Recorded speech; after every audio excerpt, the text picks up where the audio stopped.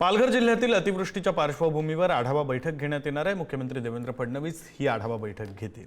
पालघर जिल्ह्यामध्ये अतिमुसळधार पावसामुळे मोठ्या प्रमाणावर नुकसान झालेले आहे। बैठकीमध्ये नुकसानग्रस्त भागातील मदत व पुनर्वसन, पंचनामे, शेती, पायाभूत सुविधांचं झालेलं नुकसान तसंच नागरिकांना तातडीनं दिल्या जाणाऱ्या मदतीबाबत चर्चा होणार आहे।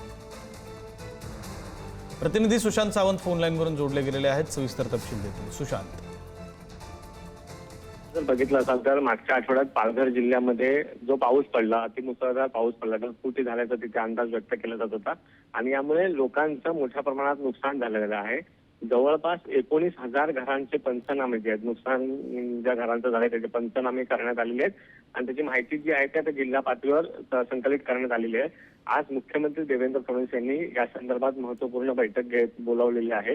राज्य मंत्रिमंडळाची बैठक संपल्यानंतर खऱ्या अर्थाने या बैठकीला सुरुवात होणार आहे आणि नेमकं कशा पद्धतीने नुकसान झालं, त्यांना काय मदत करता येईल याबाबतचा आढावा जो आहे तो मुख्यमंत्री देवेंद्र फडणवीस यांच्याकडून घेतला जाणार आहे। मात्र विक्रांत, आपण बघितलं असेल तर पालघरमध्ये मोठ्या प्रमाणात घरांचं नुकसान झालंय, त्याचसोबत फळबागांचं नुकसान झालंय, शेतीचं नुकसान झालंय।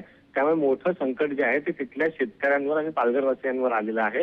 अशानंतर राज्य सरकार नेमकी काय मदत करणार हे बघणं महत्त्वाचं ठरणार आहे। मात्र ज्यांचं सर्वाधिक नुकसान झालेलं आहे त्यांना तात्काळ मदत जी आहे ती देण्याची घोषणा आज होऊ शकते। विक्रांत, धन्यवाद सुशांत दिलेल्या या सविस्तर माहितीसाठी।